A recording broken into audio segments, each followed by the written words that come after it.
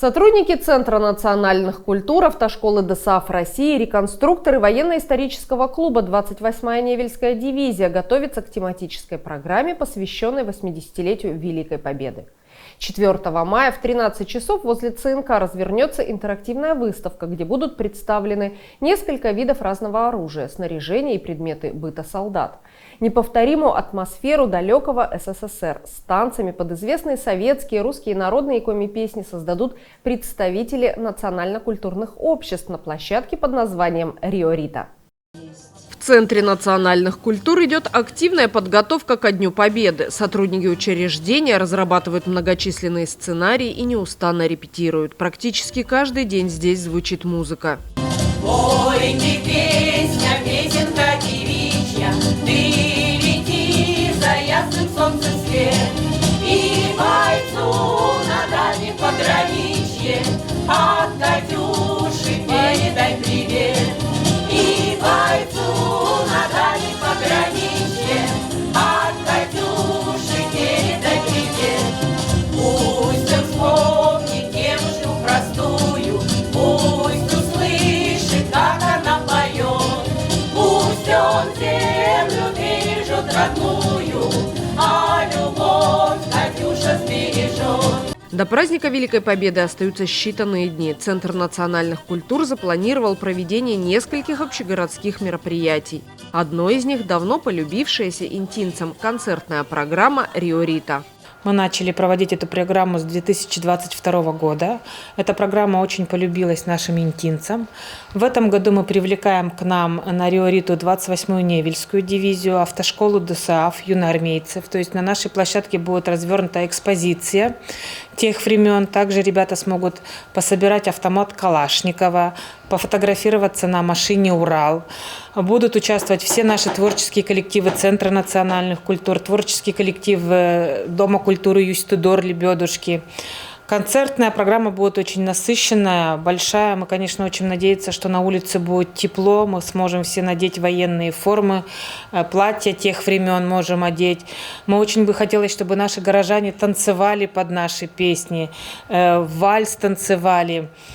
Ну и что вообще у всех было хорошее, отличное настроение. И поздравляем всех с наступающим 9 мая, с праздником Победы.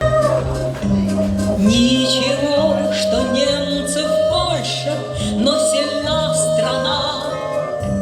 Через месяц и не больше кончится война.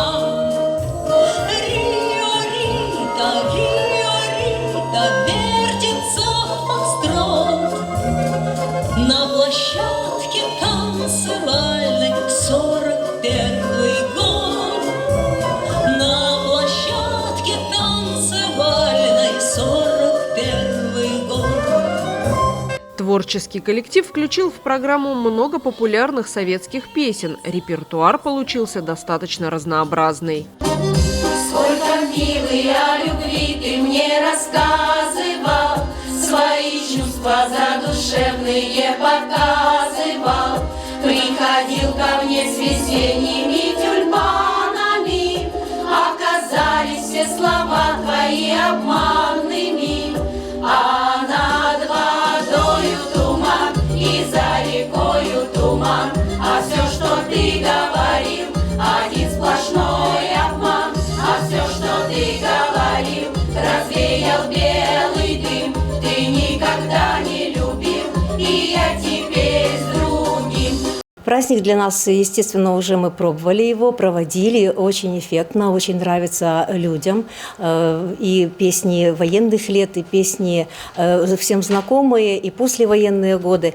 Поэтому мы с любовью относимся к подготовке на этот праздник. Естественно, репетиции мы проводим регулярно, повторяем то, что мы ранее пели, ну, лучшие варианты, скажем так, лучшие песни, которые больше всего знакомы людям, и они с удовольствием удовольствием их слушают, подпевают, танцуют вместе с нами. Ну, естественно, добавляем некоторые песни новые. Без этого никак. Конечно, военный репертуар, он уже сложился в какую-то такую закрытую форму уже. Объем песен не пополняется, они одни и те же, но есть любимые песни, которые мы с удовольствием поем, и нам бы даже не хотелось их менять. Новые песни мы добавляем уже в обработке, немножечко в более современном стиле, с другой, более такой современной музыкой, где-то с аранжировкой какой-то интересной.